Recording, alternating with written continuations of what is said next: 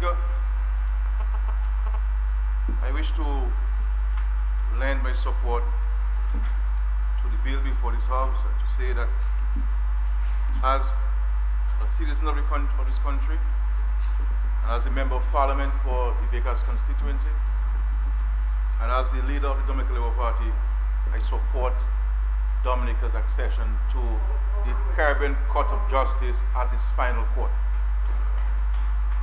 Madam Speaker, I listened to the opposition, and you have to listen to hear what they have to say, first of all, and to see if you can learn something from it and take note of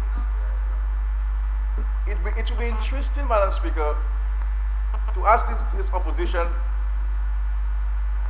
who makes up the Privy Council? So white men. Who appoints the Privy Council, the judges who serve on the Privy Council? Who provides the financing for the Privy Council to operate? And how many of our citizens know the answers to these questions?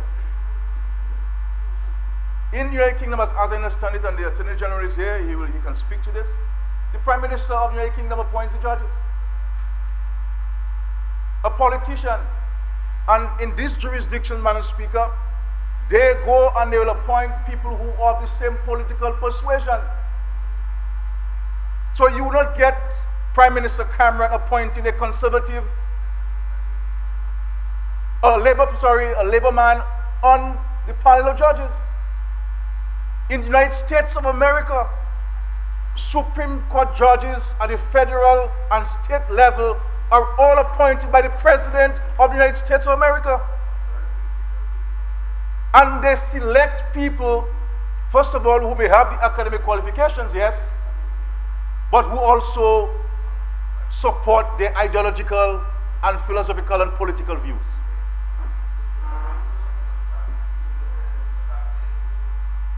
And we believe that we as Caribbean people are not sufficiently knowledgeable to conduct our own affairs,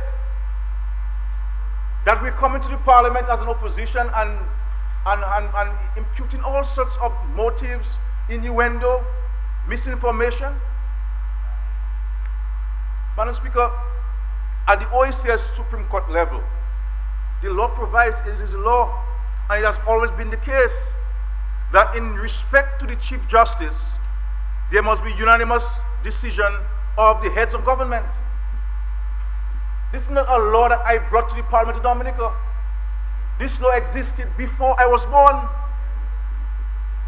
But the moment the Chief Justice is appointed, he or she, and in this case, it is a lady who is the Chief Justice, appoints all the judges with no consultation whatsoever on her own deliberate judgment and action. And she simply writes me, like she writes all heads of government in the OECS, a letter to us inform us, out of courtesy. And I can tell you, Madam Speaker, I have been Prime Minister for 10 years going, and we have been in office for 14 years going. I can say to you, at no time have we interfered with the administration of justice in this country. At no time.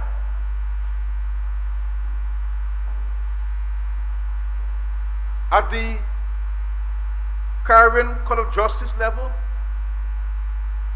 I believe about 75% of the heads of government must agree. So there is no unanimous decision required. And once 75% of the heads of government agree on the appointment of the Chief Justice, that's it. The Chief Justice goes about appointing judges he deems are suitably qualified to be judges. And Madam Speaker, when you look at the qualifications and the background of these judges who sit on the CCJ, it is unfortunate and sad that an opposition will come to the Parliament and criticize these judges. Question people like Sir Dennis Byron, a man who has been recognized internationally as one of the best judges we have in the world, who has worked in Africa, and who the Privy Council itself looked to for guidance.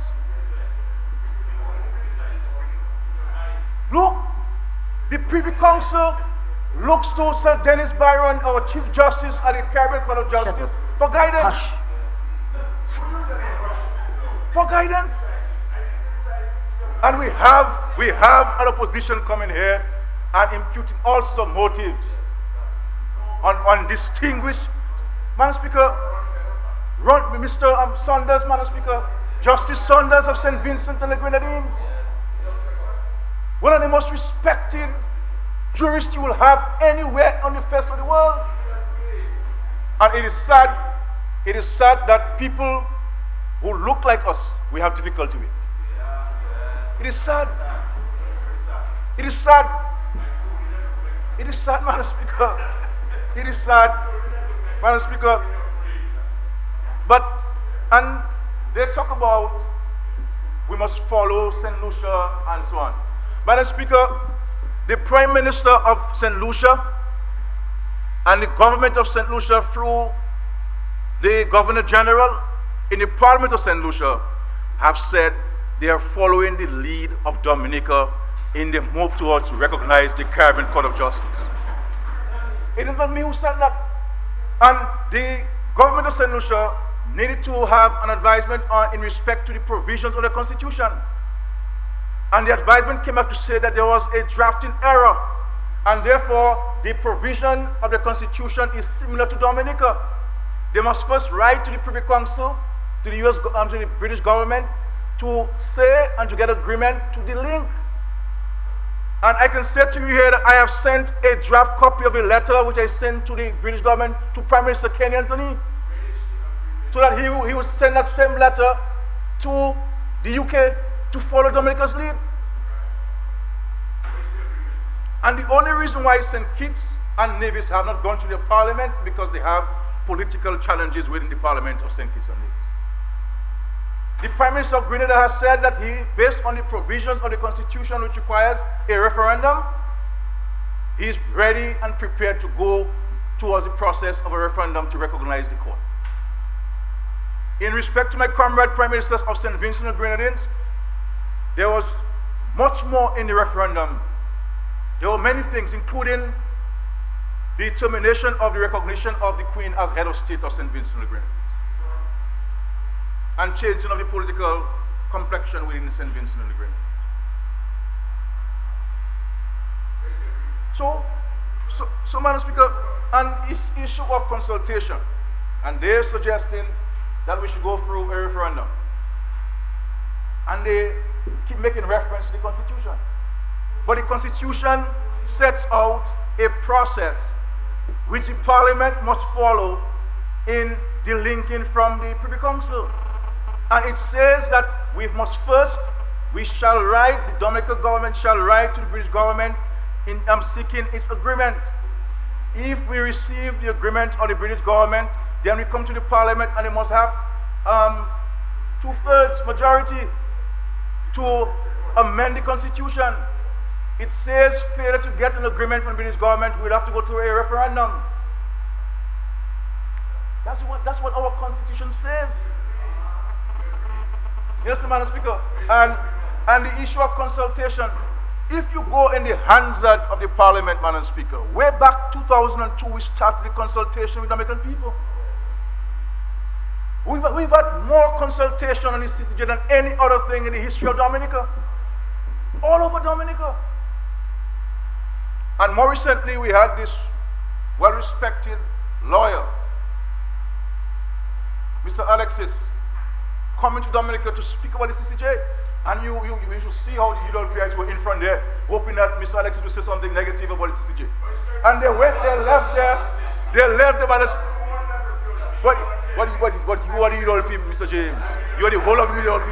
I mean, it's awesome, man. You are UWP, all of it. So that's, I mean, but you are the one-man party, you know. Which Lennox that, man? You the man? Lennox? You the man? You know that? I know that. But Madam Speaker, we believe that our accession to the CCJ in its appellate jurisdiction would cause access to justice to be cheaper and more affordable for every citizen of Dominica. If you go to the records of the Privy Council, how many ordinary Dominican citizens can afford or could have afforded to go to the Privy Council to hear a matter? Governments, Madam Speaker, governments and people who have the means of doing. And some people who have the means, they don't bother to go at all. Because there's all sorts of rules you have to follow to gain access to the Privy Council. And with the recognition of the Caribbean Court of Justice, it means that the ordinary man in Fine Grass, in Marigot, over gutter, Sam's gutter, Madam Speaker, Breezy Hill, like Brown Boy and his people there, all of these people will have access. All of them will have access to the CCJ. And for all our lifetime as an independent territory, Madam Speaker, these people would never have had access to the Privy Council. And more so, the Privy Council have said publicly that you Caribbean people are loitering on the steps of the Privy Council. Go and create your own court. You have sufficiently trained and qualified people in the Caribbean to have your own court. We do not have time for the Caribbean anymore. They have said so. It is in the records of the House of Lords. It is in the records of the public domain. That's what they have said to us. So if the person who is offering a service to us is saying, gentlemen, I am fed up with you. I have enough work to do in the UK. Go and find a court. What do you do? What do you do? As leaders in the Caribbean, we came together in consultation with the people of the Caribbean and created the Caribbean Court of Justice. And they're saying to us here in the opposition, Madam Speaker, that we should wait. They're saying, Madam Speaker, we should wait. But it will be the same opposition if everybody had gone and it would be last cataract, Madam Speaker. Then they will say, oh, Dominica always last. Why is Kerry waiting for? Is there something he's hiding? Is there something that they want to do? This and that, Madam Speaker. Because we are leaders now, as we have been leaders in many other areas in the Caribbean, Madam Speaker. They have a problem with that. But if we are elected to lead, we must lead. And we are elected to lead not only Dominica, but indeed the Caribbean. And that is why today, Madam Speaker, we could have a Dominican at the head of CARICOM. And that is why today we can have a Dominican as the head of power, because we went out and lead, Madam Speaker. Lead. Madam Speaker, we have no political or governmental responsibility in the administration and the selection of judges at the CCJ. No. So I'm not going to get involved in that. But if we are saying the senator from Lapland, Madam Speaker, was in Black Power. I see comrade, brother O, Madam Speaker, there, who's part of that process. I mean, I would want to think that the senator would be here. Hooray, hooray, hooray. Finally, one of the last vestiges of colonialism we've got rid of. But no, Madam Speaker. No, Madam Speaker. That will not be done. Because they want to politicize every single thing in the country. A matter like that, we should come together and say, yes, we support it. These are the concerns here and so on, but we support it. But they have not said categorically. As a matter of fact, when you listen to them, you can deduce that they do not support it. You understand, Madam Speaker? So, we're here to take a decision to cause every working class Dominican, every ordinary Dominican, to have better and unfettered access to justice, Madam Speaker. To have justice and for their cases to be heard by the most respected judges we have anywhere in the world, Madam Speaker. So when they come here and talk about interference and also innuendos, Madam Speaker, we should go back to who appoints the panel of judges on the Privy Council. Go back to who appoints the federal judges, the judges at the federal Supreme Court and the state Supreme Court. One man, Madam Speaker. One man, Madam Speaker. The Prime Minister of the United Kingdom and the President of the United States of America. And all of those appointments, every single man-jack, Madam Speaker, is done on political lines. Political lines. But a matter goes to the Supreme Court, and just recently, Madam Speaker, they ruled against the President. Just this week, they ruled against the President. They ruled against the President, Madam Speaker. If you bring something against me that has no merit before the courts, what do you expect, Madam Speaker? You accuse me of something, you say you have all your evidence, Madam Speaker, then go to court with all your bundle of evidence. You are the most expensive lawyer in the Caribbean. The most expensive lawyer in the Caribbean. You, the Workers' Party, you know. So,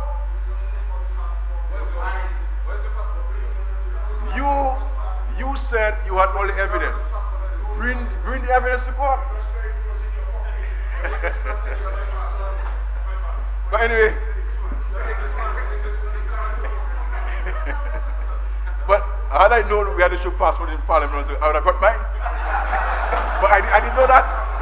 I mean, so Madam Speaker, if there's a new requirement at the next sit, Madam Speaker, I shall bring my passport to the Parliament. But Madam Speaker, French passport. Moi, je parle pour le français, mais pas pour moi. Je suis dominicain. Je suis dominicain. I am Dominican. Are you?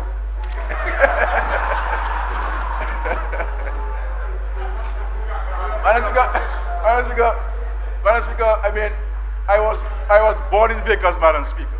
I went to school there, Madam Speaker. I lived there, Madam Speaker. Everything there, Madam Speaker. Everything. So, Madam Speaker, this, in my mind, Madam Speaker, if we're allowing alcohol in the Parliament, we should have a bottle of champagne here to toast to the country and to toast to the citizens of Dominica. I mean, I sat here, Madam Speaker, very quietly. I never interrupted, Madam Speaker. I respected everybody. I sat there quietly. I listened to everybody, Madam Speaker. And I'm excited, Madam Speaker, but I am a little bit sad. I am seriously sad, Madam Speaker, because I understand politics and election here, we can fight each other and so on. But a matter of such serious importance,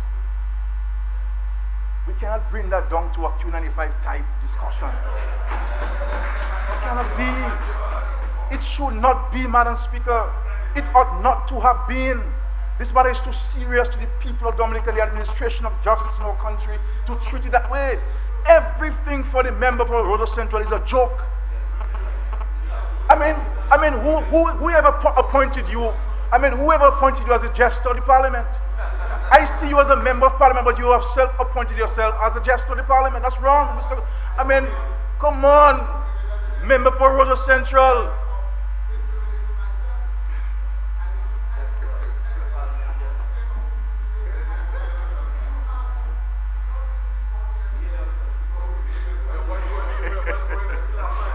But, Madam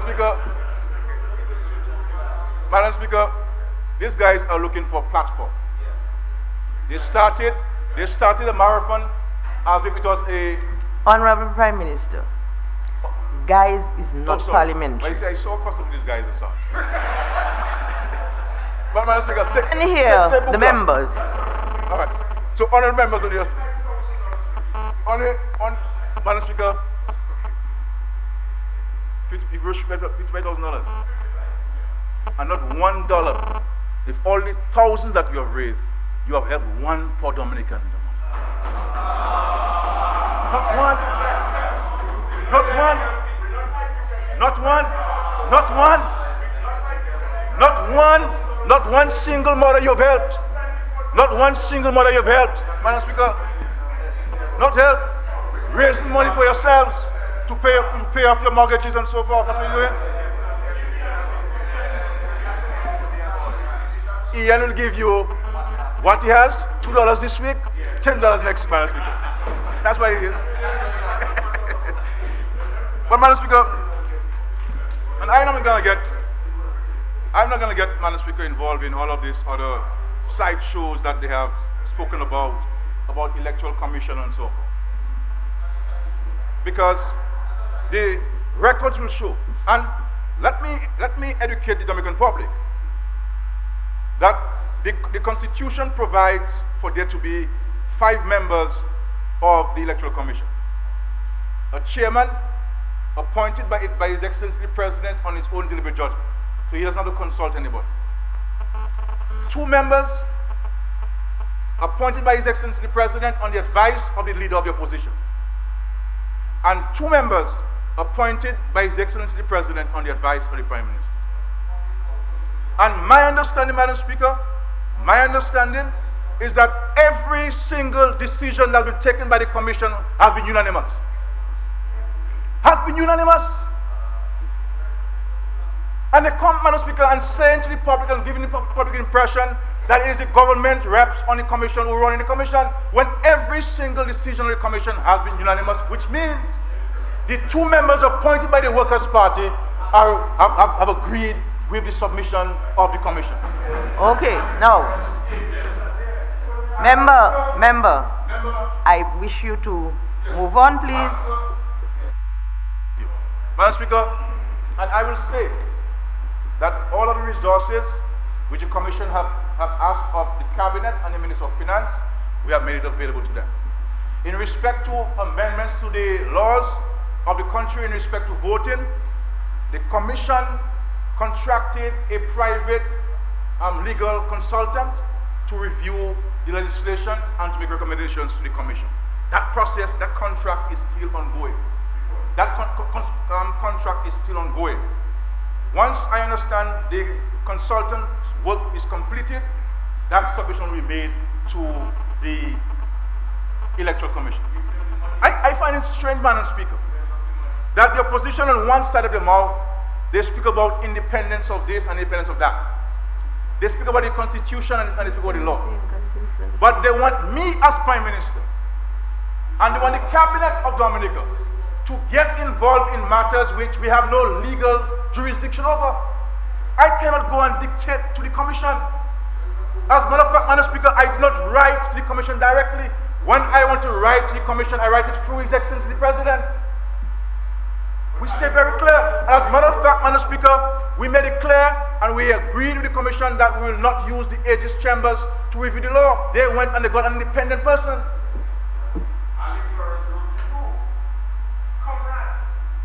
Of course, he's my comrade. Yes, he's my comrade, Madam Speaker. And I am proud to have a person as a friend and a legal advisor, Alec Lawrence. Because when Alec Lawrence was in private practice, you used to call him, and your age is sitting up there, and you calling Alec to give you legal opinion in the Cabinet. And today Alec is the worst thing in Dominica. You call Alec, and your age will be shocked to see Alex in the Cabinet right next to you. And you say, Mr. Lawrence, what's your view on this matter? And the AG just sitting there. And Mr. Lawrence, Alec Lawrence, SC, state scholar, Madam Speaker, one of the brightest men in the Caribbean, Madam Speaker. No doubt. So, when he was in government, Alec was the best thing available. Consulted Alec Lawrence on everything. But Mr. James has a hatred towards Alec Lawrence. For what? By your utterances. By the utterances of the Workers' Party. So, Madam Speaker, I want to say that I support Dominica's move to recognize the CCJ, and I am happy to note that based on discussions at the OECS and based on public pronouncements by my colleague prime ministers within the OECS that they will follow the lead of Dominica and recognize the Caribbean Court of Justice as its final court. I believe it is important for all the countries to so do, because it will mean that our people, whom we have been elected to serve and to lead, that their interest is squarely taken care of by this government, this parliament, in saying that the time when we do not have access to the Privy Council, we will not have access to the Caribbean Court of Justice, that we'll have the opportunity to come and sit here in Dominica, so that somebody from Penville who wants to go to the final court do not have to go to Trinidad. The court will come here and meet him, so all he has to pay is his bus fare from Penville to Roseau, rather than his air ticket and his lawyer's air ticket to the UK to fight a case and to fight for justice. Thank you, Madam Speaker, and I am very, very proud to be the leader of this country at this historic time, where the Labour Party again is leading the way in this country, has been a party that has a vision, that has a plan for this country, and every time we have been given opportunity to lead this country, whether it's in the 50s, whether it's in the 60s, whether it's in the 70s, and whether now in the first and the second decade of the 21st century, we have led admirably, and we have led always with the interests of the people at heart and at the center of what we do. Thank you, Madam Speaker.